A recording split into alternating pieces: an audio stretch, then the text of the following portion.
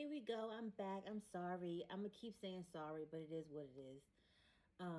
So Love After Lockup. I'm behind 2 episodes, so I think it's like 47 to 49. Get into it. I'm gonna go through them like I always do, and y'all give y'all feedback. And is it me? Kind of questions. Stan and Lisa. I just need Lisa to get her hair together. Like my hair ain't together because I ain't put no gel or nothing. So, but if I have micro links, I might not. Like you, yeah. You'll see a picture. I'll post a picture because that is gonna be my screen picture for this because it's a mess. It looks like she had extensions. They grew out, and she just don't comb it or don't know how to do it. Yeah, okay. So the last episode from 2 weeks ago and this current week, because it's been really slow. Like there's no pickup about this whole season so far. So Stan is talking to other women and that were friends before he was talking to her. She's not happy about it. I'm like, but you talking to other men and women. And not to mention you are gay. You are gay. Lisa, you are gay. So stop acting like it's a problem. So she was talking to him. His phone went off. And he's like, oh, maybe it's a spam text. She goes, no, it has her name attached to it. I'm like, Stan, now you thought you was Hugh Hefner and a pimp, but you're not. You're really not. Um, Nice try, but no. So she caught you out there, and she's like, well, I'm leaving because I'm not going to deal with this.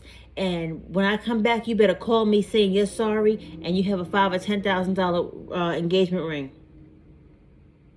You want a $5,000 or $10,000 engagement ring, but your hair look the way it look? I'm asking. You know it. Y'all thought it. Come on now. Um, she wants him to buy her this expensive ass car. She ain't got no license. She wants to go to couples counseling. You are barely a couple. Like she is playing this game through. Like she is, if anything, she is very thorough. And then they go to church to a priest to counseling. And she's telling the priest how they met. Oh, we met on a sex website. That wasn't the reason y'all there. The reason y'all there is because you cheating, he cheating, and you want him to be exclusive to you, even though you're not to him. So yeah, And the priest is looking like, oh, well, I mean, first of all, it's clear that y'all don't belong together. It's clear. It's like, I'ma stay because you pay, kind of thing. And then he's like, well, I'm willing to go to church and talk to this priest because God is the Alpha Romero. No, God is not a car. That's not a terminology, Stan. I don't know what she was going for, but that wasn't it. And they're just trying to become more allegedly monogamous, allegedly, because they're not in a real relationship. Cristiano and John, they just look a hot mess. John looks like a 1950s, 60s, 70s reject from like Austin Powers, and Cristiano looks miserable at all times. Her eyebrows is all kind of cockeyed and wrong. She's just wrong. She's just wrong. She cries because she don't want to be with him. He flirted with her sister, and she's still there. The sister can't live at the house with them because she's an ex-felon. And it's just clear she's staying because she has nowhere to go, and she's sucking it up. So they go to this to look for a wedding.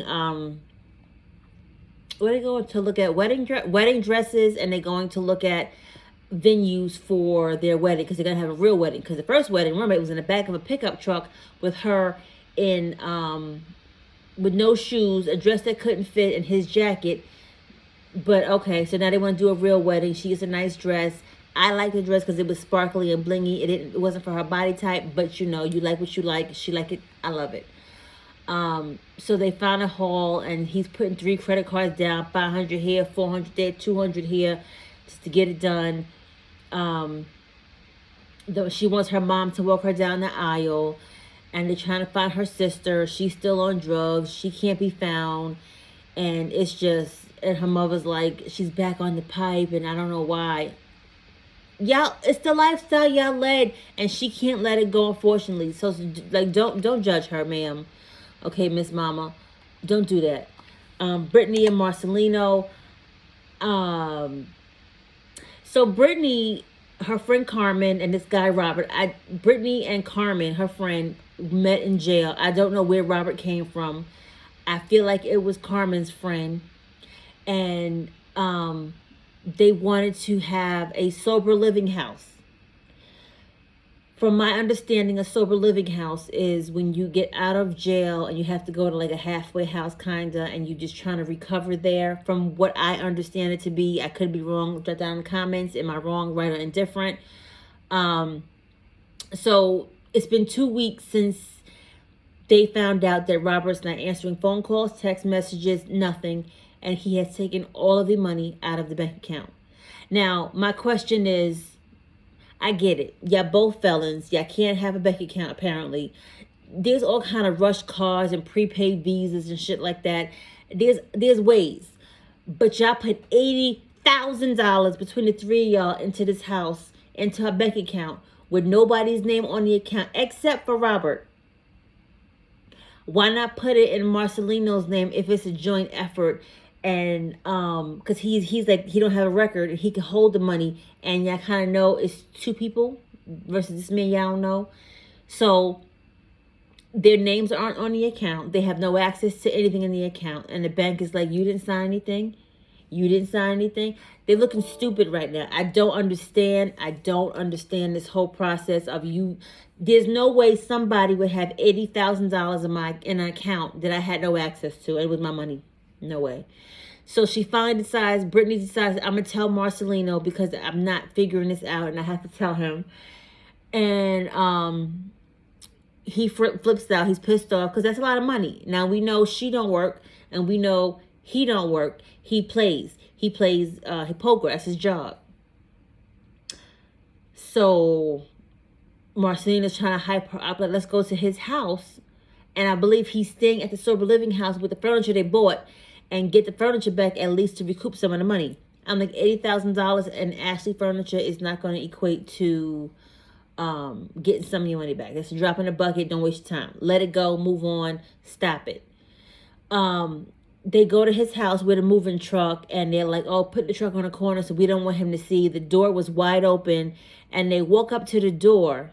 Here's the confusing part. This is why timeline is so important. They walk up to the door. The door, in I guess it's L.A., no, in Vegas, is one of those old school screen, hard metal doors, I think it is. The door is wide open. Brittany walks up, and she's knocking on the door. No, I'm walking in the house. Don't talk to me. Run my money. Because you have nothing to say to me. You have nothing to say to me. He closes the door in her face and says, I'm not doing this right now. She goes, oh, you're never doing this. We've been trying to call you and you're not answering. What is going on? Give us our money back. And he keeps saying, I'm sorry, guys, I'm not doing this. So we don't know what the hell happened. And she's yelling and ringing the doorbell. And she's like, you've been evicted. What? So y'all got money in her house, money in her account. He lives there but ain't paid a bill. Got $80,000. Like, it's so many missing and moving parts. But this is what happens when you deal with drug dealers and felons. It just gets all kinds of weird, and you do a lot of workarounds to get to where you need to get to.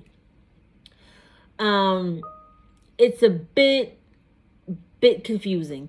So then the girl Carmen is just like, no cameras, please. Bitch, you want TV. We done seen it all, so move on. Then we have Sarah and Sean. Sarah is 28 years old. She met him online, and it's just a lot. It's a lot going on. Hold on, people can bother me. I'm doing a YouTube video. Hold on.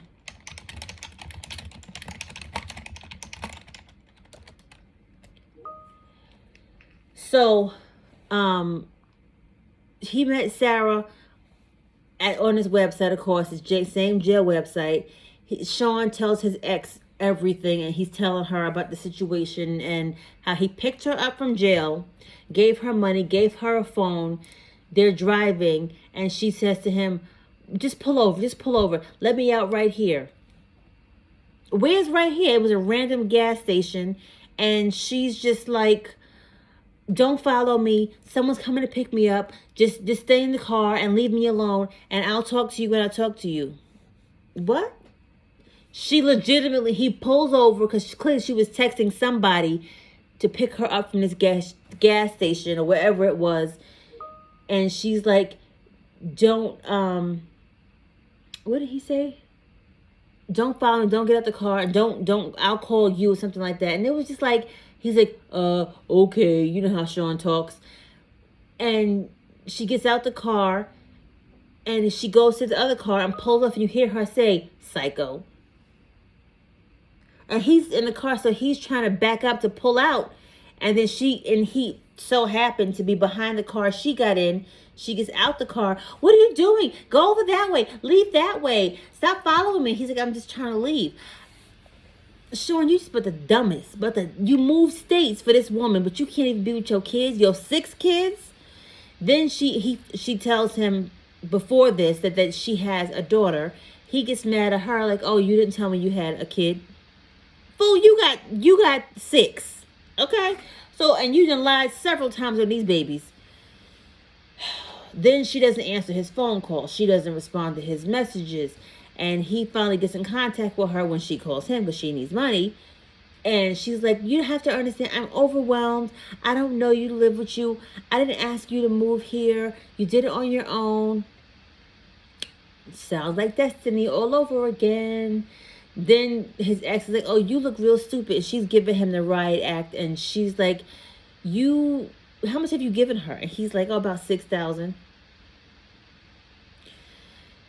And what rings in my head is when his daughter asked for a video game that was no more than $60, and you was arguing her down about this video game. But you give this tramp I don't know her personally. You give this woman, Sarah, $6K, who's been locked up and don't owe you, don't show you, don't kiss you, don't hug you, that much money. So she's just like, I need to just take my time before I get to know him, and I don't want to seem, just so oppressed. He did it for me. I didn't ask him to do it. We got Puppy and Amber. Who the hell cares? I'm gonna just say Puppy is always drunk and high, and she's dating a guy, and Amber is dating a guy. I'm like, but ain't y'all both gay? Like, Amber just seems really gay. I'm sorry, she does. She gives me that look. And Puppy is dating a man who's very controlling, but she doesn't want to live with her mama. And Puppy, you dating a guy that stole Ray-Ban glasses off the display shelf at the store. Because nobody's glasses, and I'm going to show you how I mean. So when you go in the store, you try on glasses, and you put them on to see how they look on your face. Oh, these are cute, these are cute. And it has the name brand like right here. This fool glasses said Ray-Ban. Wide as all outside right here. Sir, who are you fooling? But whatever. That is Love After Lockup. I'm going to try to get better. I know I say it every time, but I really am going to try. Like, comment, subscribe, share it with a friend.